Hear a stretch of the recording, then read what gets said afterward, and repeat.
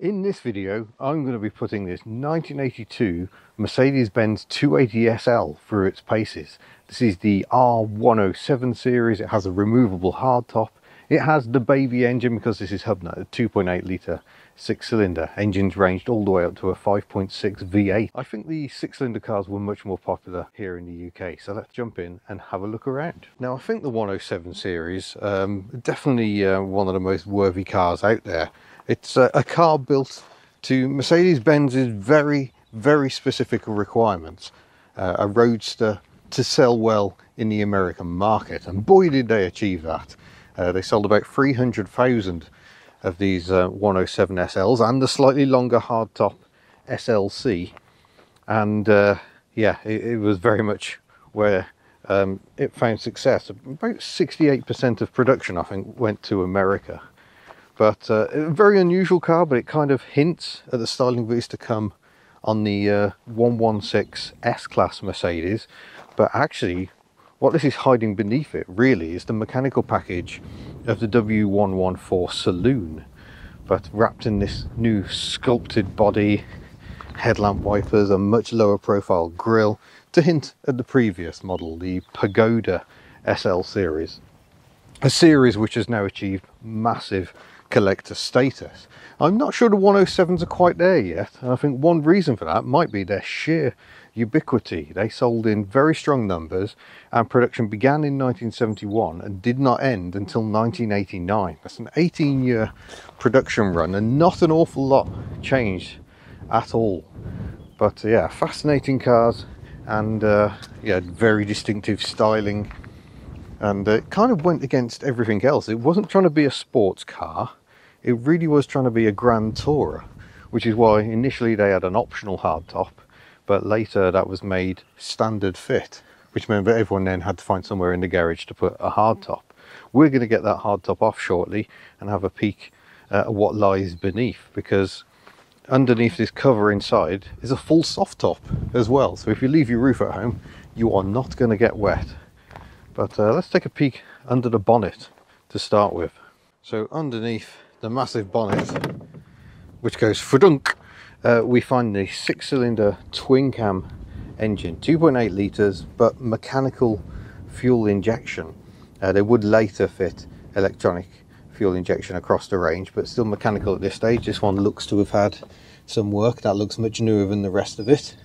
But yeah, there are specialists out there who thankfully know their way around these vehicles, because they are quite complex.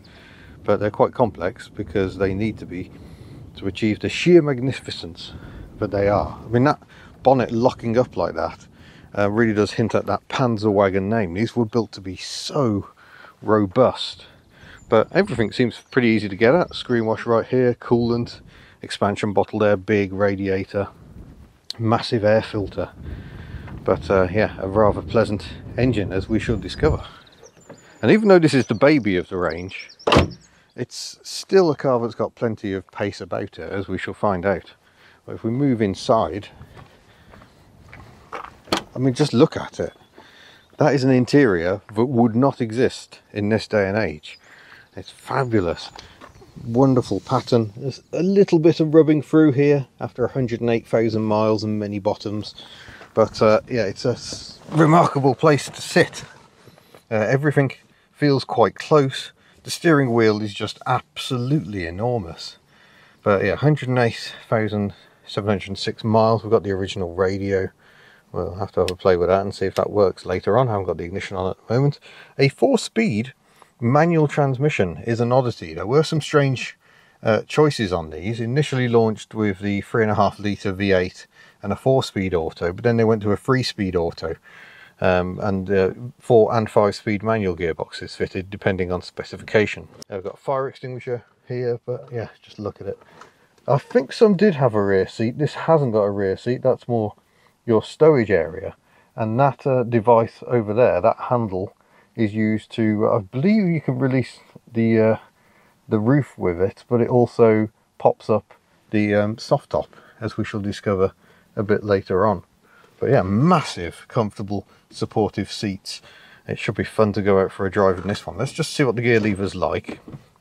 Yeah, as I remember from another one. I've driven a 300 SL of this vintage as well. It is a rather clunky affair, but it is precise. But I think really most people would have been all about the automatic. Really, it's probably the way to go.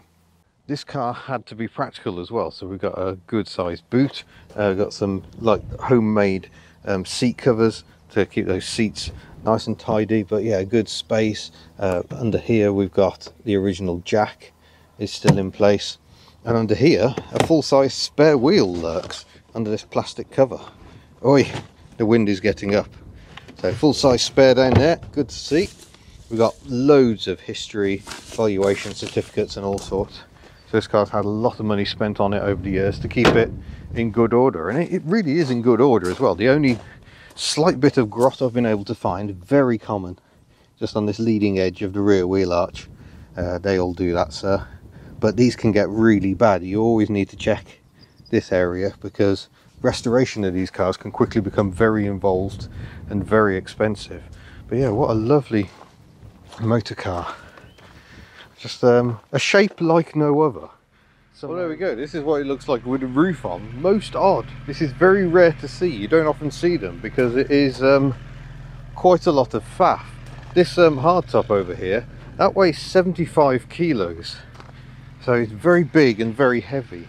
And the engineering involved in putting this back on is quite immense. There's a levering point that holds it here, and then you have to use a special tool which comes in the toolkit to operate these lock levers here. There's nothing that's easy, just pull a handle. We got her running because the battery is sadly dead, so we're having to leave her running while I do a photo shoot on this car, because this car will be on Bidding Classics website, where you can put in a bid to own it. So I'm here doing photos. This is what they do, they send people out to do the photos and words, so I'll be doing an honest write-up and the photos for this one when it appears on the Bidding Classic website. Sounds lovely. But now after all that, we've done the photos of the roof, got to fold the soft top down again, and then I think because it's cold and liable to rain, we'll put the hard top on before we go for a drive. So you pull that handle once, which frees this. You have to use a special tool to free the front of it, but then you can pull this again and that pops up this bit. So now you can stow the hood away down here. He says it's a bit stiff. I don't think a lot of people use the hoods on these, in all honesty. I think people commit one way or the other. It's just to make sure about 600 times of it, it's actually stowed behind the line there, and then we can put this cover down and that's job done. Right then, we've got to do a windscreen wiper test, because they're particularly interesting windscreen wipers. It was always the same pattern. They never changed it for right hand drive or left hand drive. So you get this amazing, very large, especially for 1971, double wiper pattern. But the disadvantage for right hand drive is that it does bring moisture here, which will then blow up the windscreen. But whereas you effectively get two wipers over on the driver's side for left hand drive. All very peculiar and perhaps not all that important, but very long travel pedals. Both the clutch and the throttle have a very long travel, and because of the battery issue I'm very scared to stall this vehicle. But the battery will be rectified obviously before the car is sold. It makes reasonably pleasant 6-cylinder noises. It's not a raughty sports car by any stretch of the imagination. It was never the intention with these cars, but I've started here because there is a speed bump right here, and the suspension is just sublime. The ride comfort is incredible. It is definitely not what you expect. I can accelerate up to 40.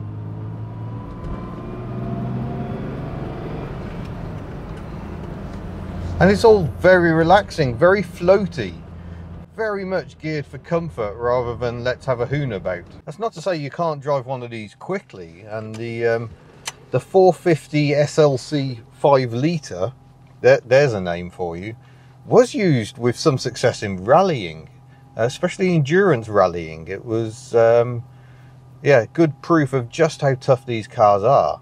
This was glory days for Mercedes-Benz. They were really turning the quality and the crash safety up several notches compared to the competition. And just like so many Mercedes-Benz cars of the 60s, 70s and 80s, there's just nothing really like them. You know, a Porsche 928, which came much later in this car's production life, is, you know, a superb Grand Tourer, but that doesn't offer the soft top joy of this. We're driving it in closed form because the weather is looking inclement. I don't want to subject the soft top to moisture if we can avoid it. And I'm sorry, I'm a wuss and it's freezing cold and I'm not driving around with the roof off today. We did think summer had arrived yesterday. Summer has packed up and left already, which is mildly upsetting. But yeah, like I say, this car will be available on the Bidding Classics website, so it'll be interesting to see what it goes for.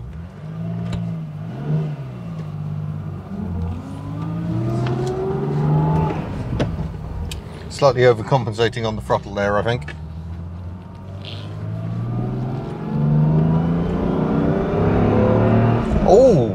Oh goodness. Oh, she does make the right noises. Very Germanic. You really have to mash the pedal down. It's a really long travel on it. And the first bit, so typical Mercedes-Benz. People keep saying they're out of adjustment, but they aren't. The first bit of pedal travel tends to do nothing at all, and then it starts feeding in.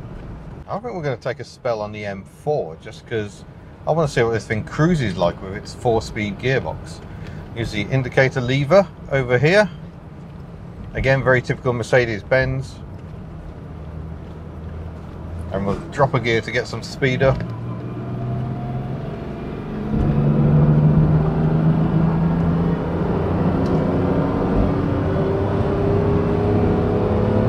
Oh wow. I just went for a 5th gear it hasn't got. Yeah, that is plentiful performance, I'm going to say. And don't forget, this is the least powerful of these cars. It's 180 brake horse, there or thereabouts. Some say 182. But yeah, the major failing, if you're doing lots of motorway cruising, we're doing 70 miles an hour, 3,500 revs, because we've only got 4 speeds. So that the engine's doing quite a lot of revs. Not that you can really hear it. There's just mere hints of wind noise, but nothing too severe. And it just feels like it would do this all day, day in, day out. I've got the fresh air vents here set, so we've got fresh air coming in. That's really rather pleasant. What happens if you put your foot down at these speeds? Oh yeah, she lifts her bonnet.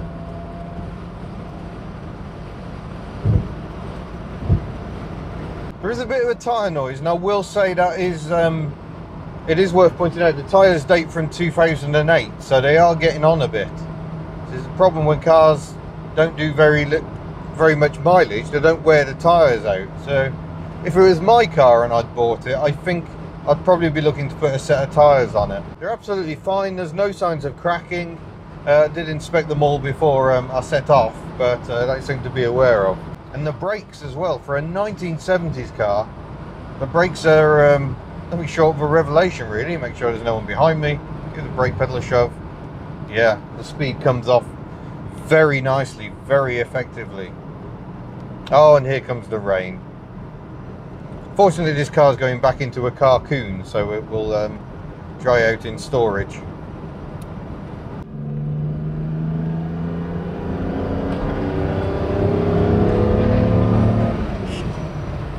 Yeah, that is it's all the right noises. It's hard to feel hard done by with this car. I know it's the smallest engine possible, but I've driven the V8s, and I'd say the V8s are almost more disappointing. They really are big, woofly things. Again, still not about power, so why do you necessarily want more grunt? I think the 6 cylinders are a little overlooked of these class, and they shouldn't be. They've got everything you need. I suppose the V8s are probably geared more for motorways if you're doing a lot of motorway driving, but you'd have to be doing an awful lot to think that a V8 is the way to go. And people aren't buying these cars to do vast motorway miles anymore. That's not what you buy one. These are very much classic cars. Take them out on the high days and holidays and have a lot of enjoyment. And I will say, the preceding SL series, the 113 series, the Pagodas, you look at where values are for those now, and they are extraordinary. I know the Pagodas are a much prettier car, but I still think these are only going to go up in value as time goes on. Like I said, I think the values are pegged back just because there are so many of them out there, and the production run was so long that it almost became a little bit too familiar. But now they're getting rarer. Classic status is absolutely assured, I think. We're going to go this way for absolutely no reason at all. I need something a bit twisty, but I'm in the field planted.